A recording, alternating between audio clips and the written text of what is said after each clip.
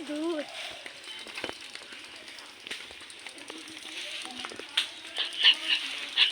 কত ভারী রে ভালো আছে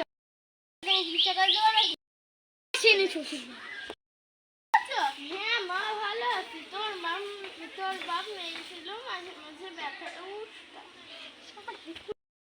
ঘরে উঠে বস গা জামাই কই ভরতে এসে বড় বাচ্চালো ঘরে উঠে বসে গা